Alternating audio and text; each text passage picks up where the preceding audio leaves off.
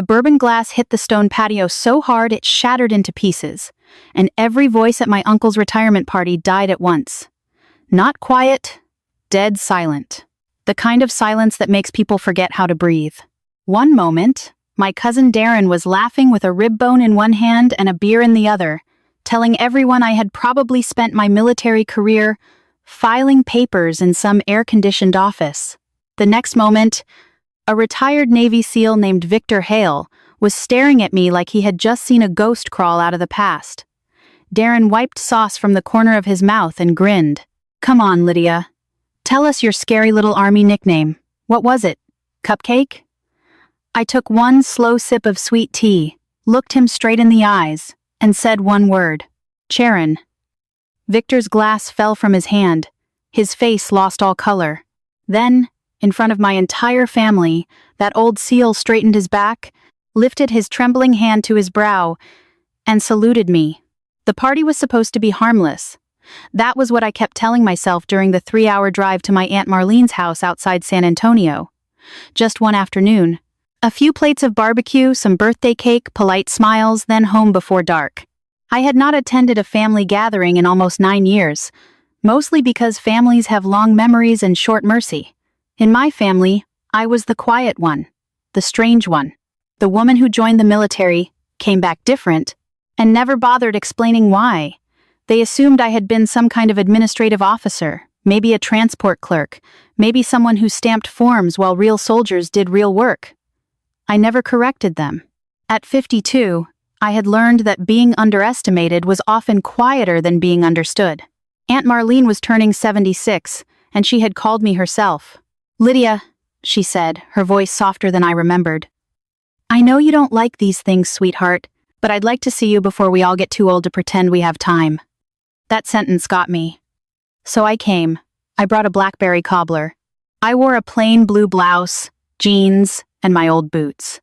Nothing that invited questions. Nothing that looked like a story. Darren noticed me before anyone else. Of course he did. Men like Darren had a gift for finding the quietest person in a room and turning them into a target. He sold boats near Corpus Christi and spoke like every sentence came with a commission. By noon, he was already loud. By 3, he was cruel.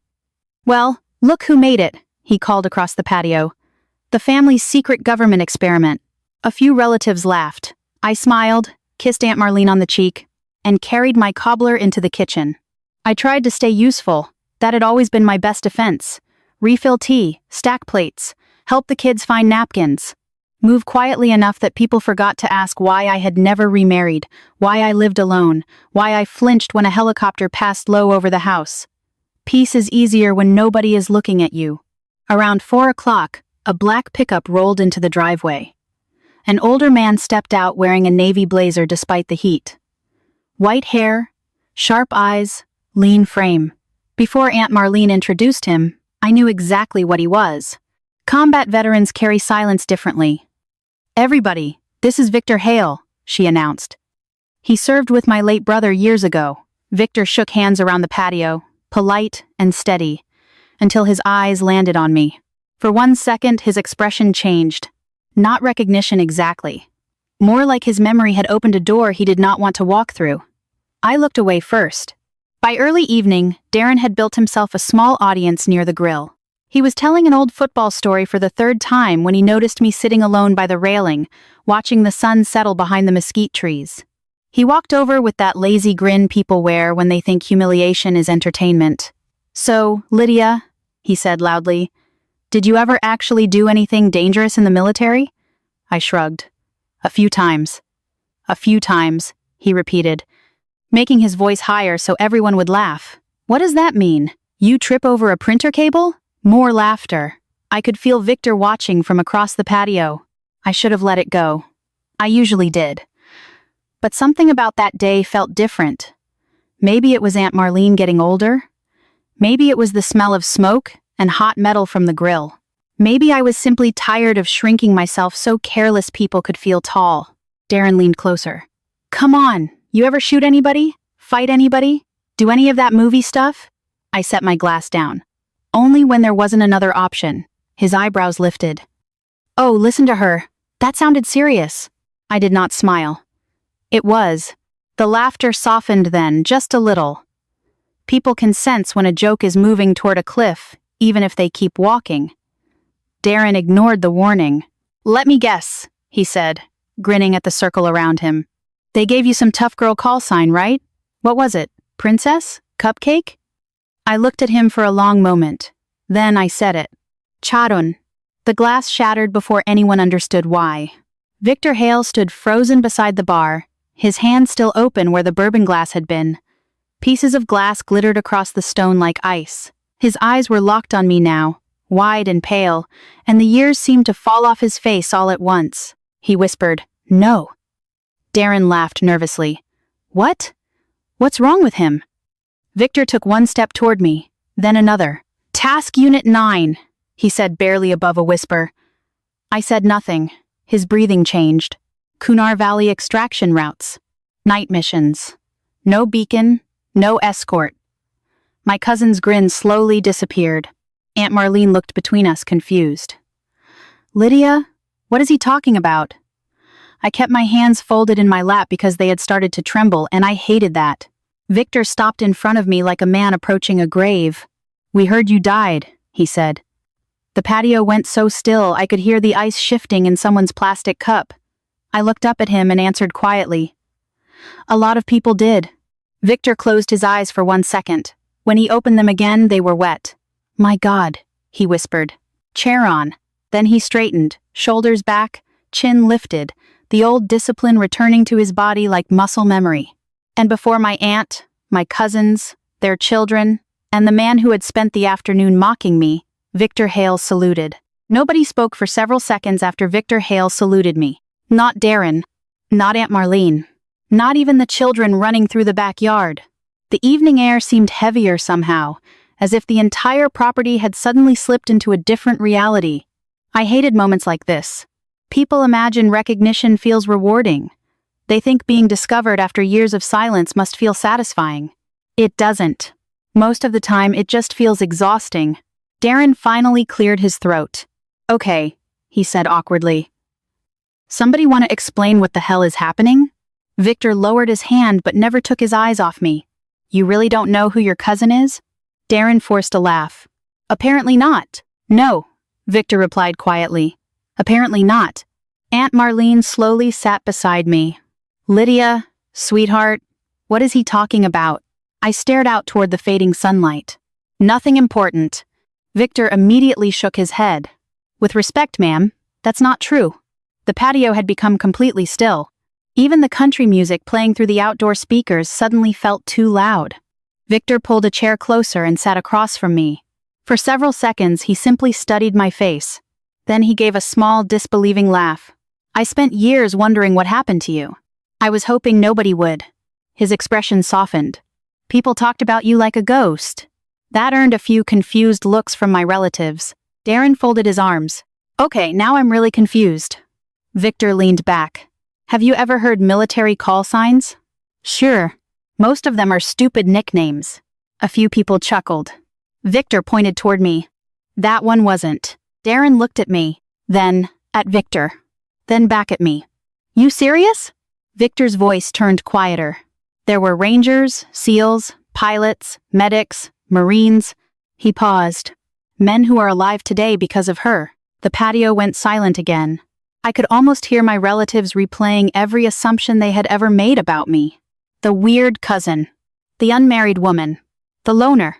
The woman who disappeared after military service and spent her days gardening outside San Antonio. Funny how quickly people realize they never actually knew someone. Darren tried recovering. "Come on," he laughed nervously.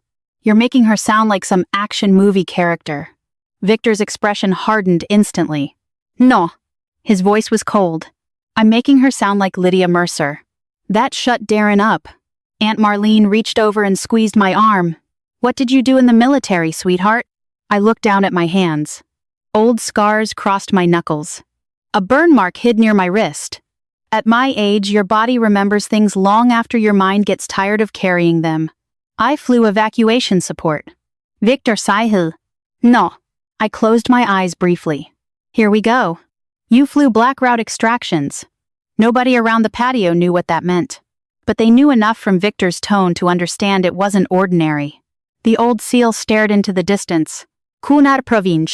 His voice had grown quieter now. Damn near 20 years ago.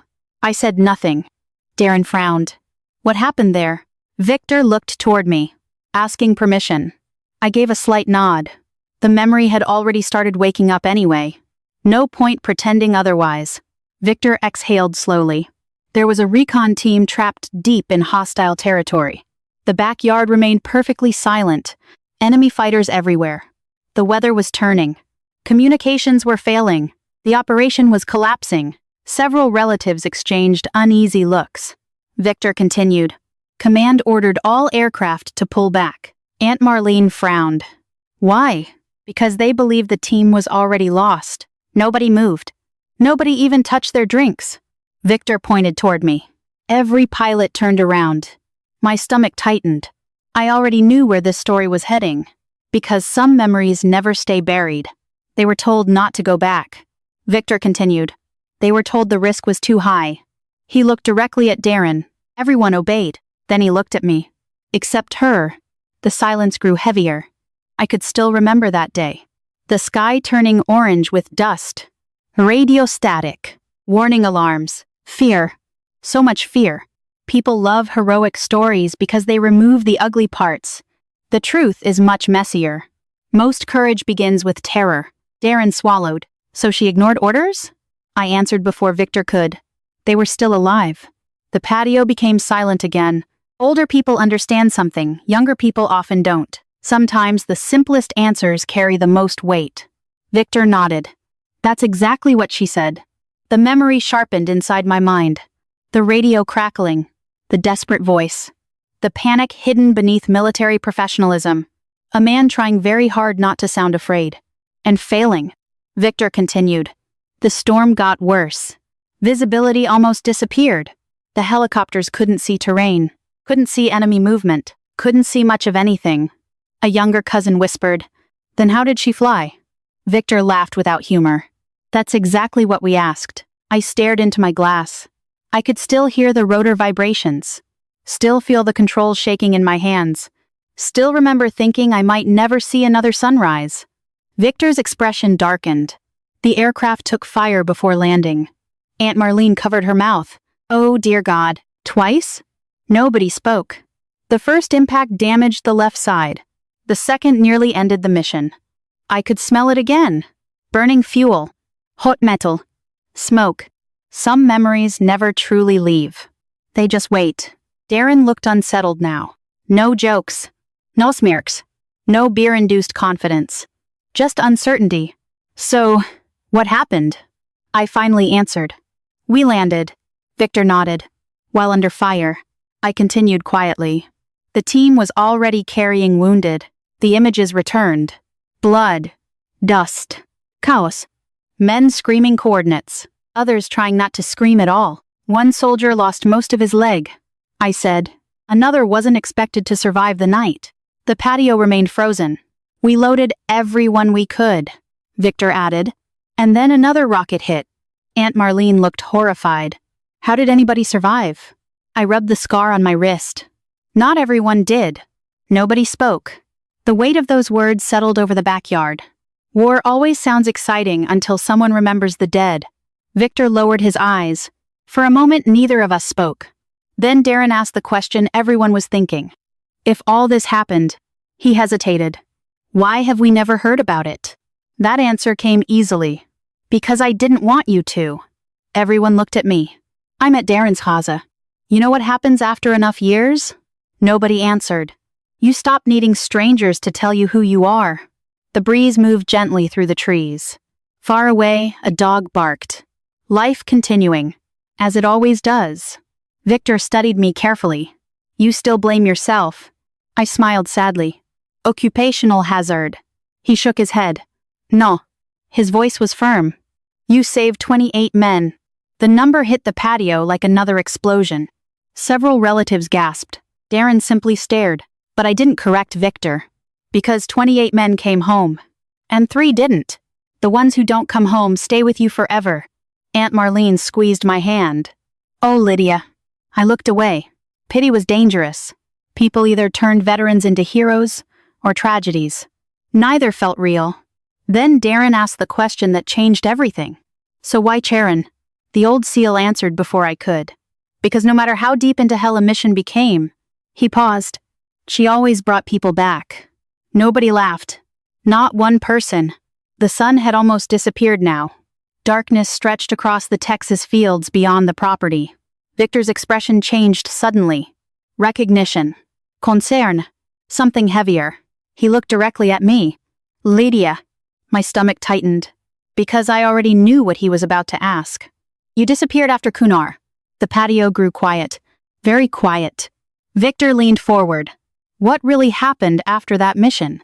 I felt the old ache return instantly. Because Kunar wasn't the reason I vanished. Kunar was only the beginning. The real reason destroyed everything that came afterward. And after 20 years of silence, the man responsible was still alive. The silence after Victor asked that question felt different. Heavier. More dangerous. The war stories had surprised my family.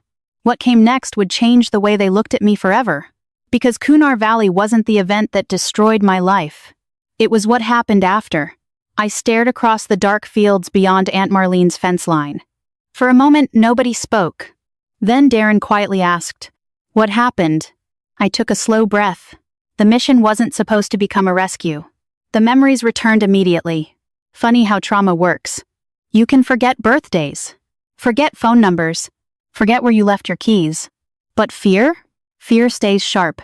Preserved. Waiting. It started as a routine extraction operation. I said, "A small reconnaissance unit needed transport support." Victor nodded. The weather changed. Fast. I could still see it. The sky darkening. Dust rising. Visibility disappearing. 1 minute manageable. The next minute, impossible. We lost communication twice. I continued.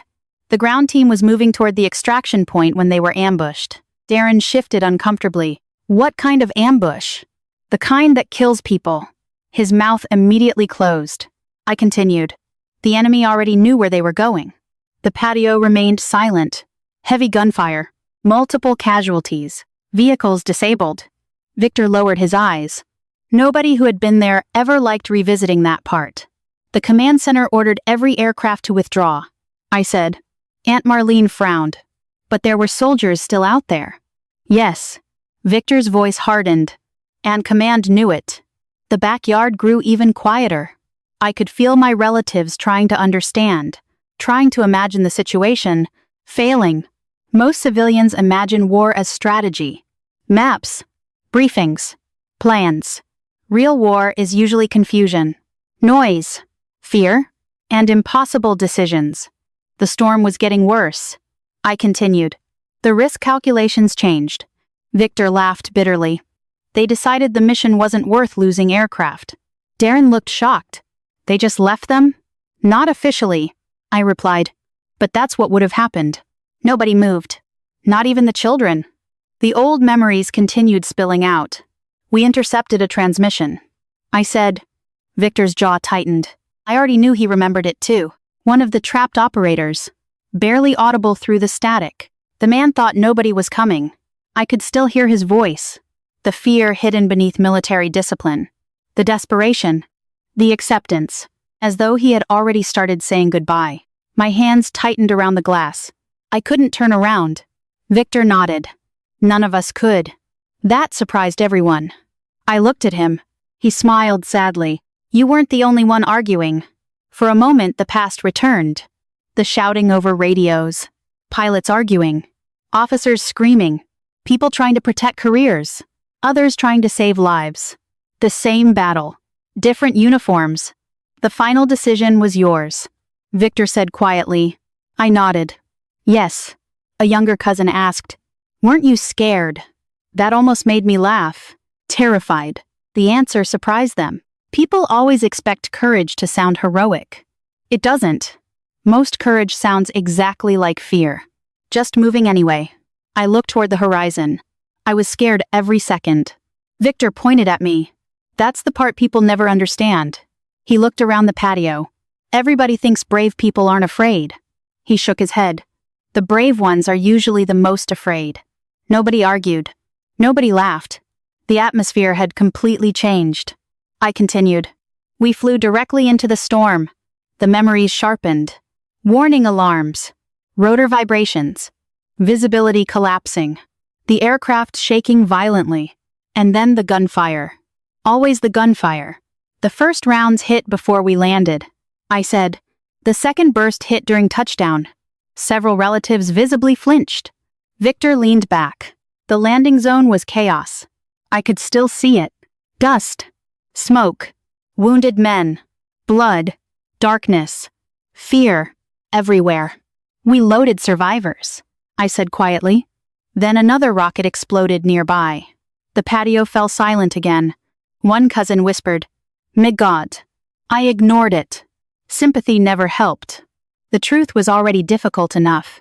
We lifted off overloaded, Victor added, with damaged systems. I nodded. And almost no visibility. The silence deepened. Then I reached the part I had spent 20 years trying to forget. The part that came after. The mission report changed. I said. Victor immediately looked away. The old anger returned to his face. Darren frowned. What does that mean? I gave a humorless smile. It means the truth became inconvenient.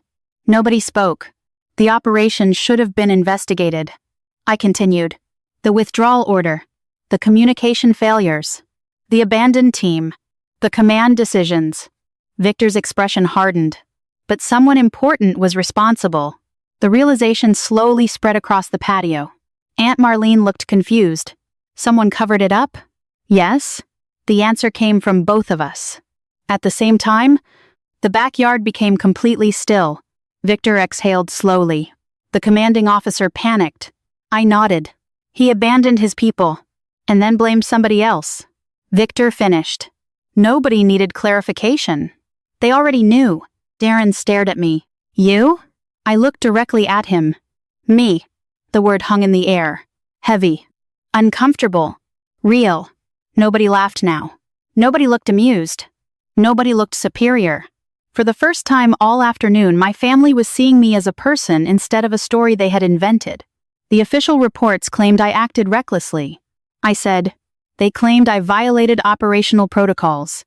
Victor slammed his hand softly against the table. They claimed she endangered military assets. Aunt Marlene looked horrified, but she saved lives. Victor's eyes flashed with anger. We know that, I continued. But the people writing reports weren't trying to save lives. Nobody spoke. They were protecting careers. The sentence landed harder than anything else. Because everyone understood it. Not military politics. Human politics. The same thing exists everywhere. Businesses. Families. Governments. People protecting themselves. At someone else's expense. Darren slowly lowered his eyes. What happened to the officer? I looked at Victor. Victor looked at me. Neither of us answered immediately.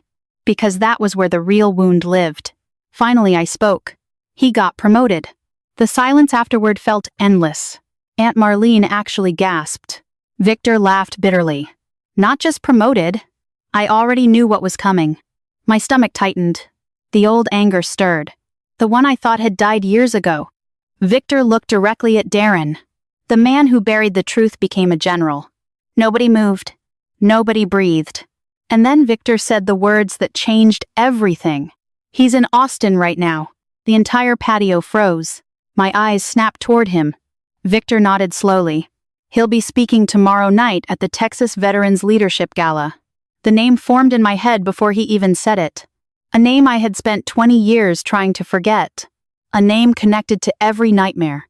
Every sleepless night. Every ruined relationship. Every year of silence. Victor's voice dropped lower.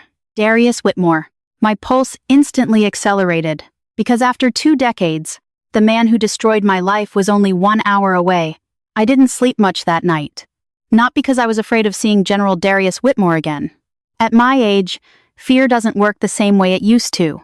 When you're young, you fear failure. You fear bullets. You fear dying. When you're older, you fear memories. And Darius Whitmore was attached to some of the worst ones I had. I spent most of the night sitting on the porch of my small ranch house outside San Antonio. The crickets sang in the darkness. A warm Texas wind moved through the fields. Everything looked peaceful. Everything except my thoughts. Around 10 the next morning, my phone rang. Victor. I already knew why he was calling. You going tonight? He asked. No. There was a pause. Then he sighed. You should. I stared across my property. The tomato plants needed watering. The fence needed repairing. Normal things. Safe things. Things that didn't involve reopening old wounds. I spent 20 years avoiding men like Whitmore. Victor was quiet for a moment. Then he said something I didn't want to hear. Maybe that's the problem. I frowned. What does that mean? It means avoiding pain and healing from pain aren't always the same thing. I hated it when old veterans became philosophers. Especially before lunch. I'm not looking for healing. What are you looking for? The question lingered longer than I expected. Finally, I answered honestly. Peace. Victor's voice softened. Maybe they're closer than you think. By 6:30 that evening, I was standing outside the Austin Veterans Leadership Gala, wondering why I had ignored my instincts. The parking lot was packed. Luxury vehicles. Donor events. American flags. Politicians. Military officers. The entire place smelled like money and patriotism. Inside, waiters carried trays of wine through groups of smiling guests. Large banners hung from the walls. Pictures of soldiers. Pictures of heroes. Pictures of sacrifice. Victor met me near the entrance. You came. I'm still deciding if that was a mistake. He laughed. You look nervous. I'm considering punching a retired general.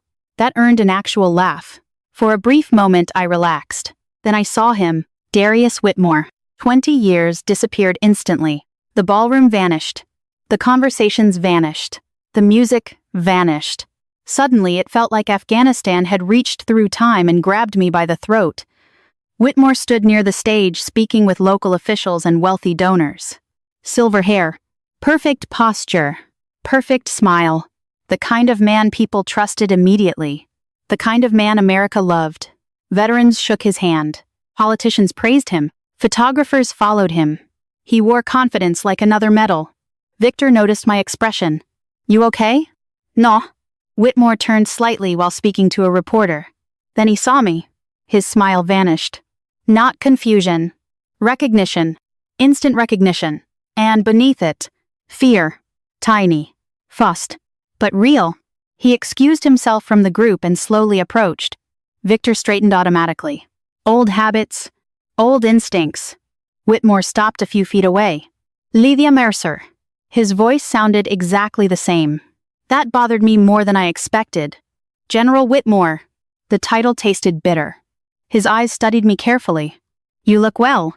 I smiled faintly. That makes one of us. Victor coughed to hide a laugh. Whitmore ignored him. I heard you moved away years ago. I heard you rewrote history. His expression hardened slightly. The air between us changed immediately. Still polite. Still civilized. But sharp. Very sharp. Whitmore lowered his voice. This isn't the place. No, I replied calmly. You made sure of that 20 years ago. For a second, his confidence slipped. Then the polished smile returned. The same smile I remembered from military briefings.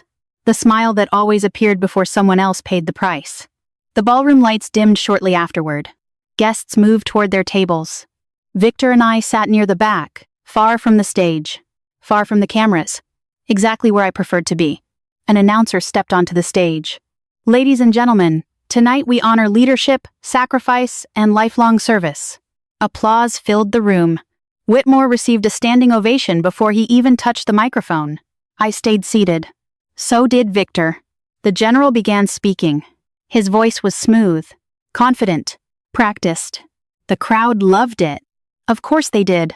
Men like Whitmore always knew exactly what people wanted to hear. Duty, honor, country, service. He spoke beautifully.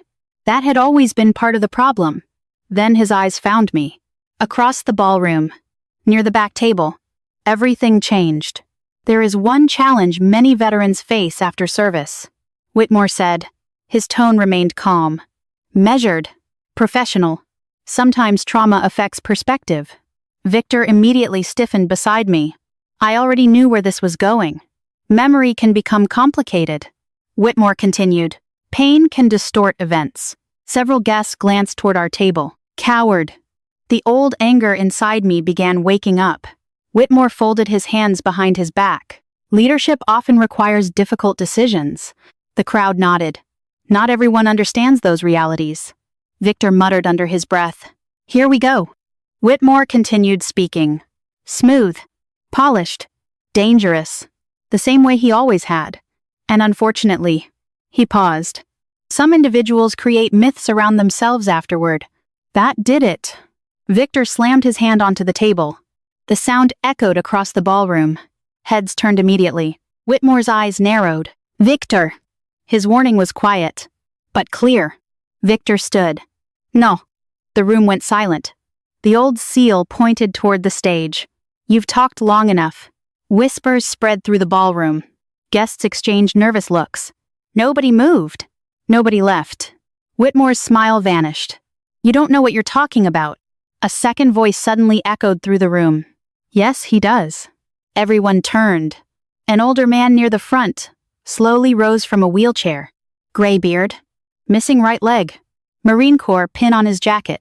His eyes were locked on me, and they were filled with tears. The Marine raised a trembling hand. She saved my life. The ballroom fell completely silent. Whitmore's face lost color. The Marine kept speaking. We were abandoned. His voice shook, but she came anyway. Nobody moved. Nobody breathed. The room had stopped, and it was only beginning. The ballroom remained frozen after the Marine spoke. Nobody looked at General Whitmore anymore. Every eye in the room had turned toward the man in the wheelchair, toward the man whose missing leg said more than any speech ever could. The Marine swallowed hard. We were supposed to die out there. His voice trembled. But she came anyway. A second veteran stood. Then a third. Then another. On everyone. Across the ballroom, like ghosts rising from forgotten years. An older army medic slowly pushed back his chair. I was on that extraction. A retired ranger nodded. So was I. A former helicopter mechanic lifted his hand. I read the reports. The room became completely silent. The truth had finally entered the building. And once truth enters a room, lies start losing oxygen. Whitmore's posture remained straight, but his confidence was cracking. I could see it now. The tiny signs. The tightened jaw. The forced smile. The eyes constantly calculating. Searching. Looking for a way out. The same thing I had seen 20 years earlier. The same panic. The same fear. Only now there was nowhere left to hide. The Marine pointed toward the stage. We were told nobody was coming. His eyes found mine. But she came. Another veteran nodded. We were told extraction had been canceled. A third voice echoed across the room. We heard command abandon the operation. The whispers grew louder. Guests exchanged confused looks. Reporters began pulling out phones. Several cameras turned toward the veterans. Toward the story. Toward the truth. Victor stepped forward. The Kunar documents were partially declassified last year. The room became even quieter. Anyone can read them now. Whitmore's face darkened. Victor continued. The reports show exactly what happened. A younger reporter stood. General Whitmore? Is that true? Whitmore remained silent. A second reporter spoke. Were soldiers abandoned during that operation? Silence. A third reporter raised her voice. Did you blame another officer for the decision? The room had become a courtroom. And for the first time in 20 years, Darius Whitmore wasn't controlling the narrative. He wasn't giving orders. He wasn't rewriting reports. He wasn't protected by rank. He was simply a man standing in front of the truth. The Marine slowly raised his hand to his forehead and saluted me. The gesture lasted only seconds, but it felt heavier than every medal I had ever received. Then another veteran saluted, and another, and another. The entire ballroom watched in silence. Some looked shocked, some ashamed, some emotional. Several had tears in their eyes.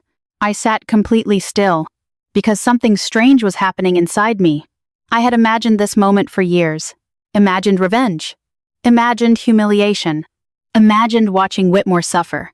But now that it was actually happening, I felt none of those things. Only relief. The truth was finally breathing. And that was enough. The fundraiser ended shortly afterward. Nobody cared about speeches anymore. Nobody cared about awards. The conversations throughout the lobby all centered on one thing. Kunar. Victor and I stepped outside into the warm Texas night. Traffic moved steadily along the highway. Life continuing as usual. As it always does. Victor lit a cigarette despite probably having 6 doctors telling him not to. You okay? I thought about it. Then nodded. I think so. He smiled. You deserve this. I looked toward the parking lot. No. Victor frowned. No? I shook my head. I deserved peace. The old seal smiled. Maybe that's what this was. The next morning my phone would not stop ringing. Veterans. Pilots. Former medics. People I hadn't spoken to in decades somehow found my number. One man cried, before saying a single word. Another simply said, "We never believed the official story." That one hit harder than I expected. Because part of me had always believed everyone abandoned me. Turns out silence and betrayal aren't always the same thing. Around noon, Darren showed up at my house. I saw his truck pull into the driveway while I was watering tomatoes. He climbed out carrying a paper bag. That alone told me he was nervous. Darren usually apologized with jokes. Not pastries. I set the hose down. What's in the bag? He held it up awkwardly. Blackberry turnovers. I laughed. That's serious. He nodded.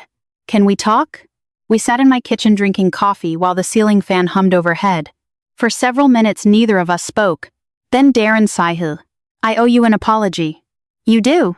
He nodded. I was a jerk. Also true. That earned a weak smile. Then his face became serious again. I thought you were lonely. That surprised me. Darren stared into his coffee. You always stayed away from people. He hesitated. I thought maybe you wanted attention. I leaned back. That's fair. No. He shook his head. It isn't. The sincerity in his voice softened something inside me. For the first time in years, we weren't talking like rivals. We were talking like family. 3 days later, General Whitmore called. I almost ignored it. Almost. But curiosity won. His voice sounded different. Older. Tired. Human. Could we meet? Every instinct told me no. But another part of me wanted the story finished. Properly. We met at a small diner outside Georgetown. Nothing dramatic. Just coffee.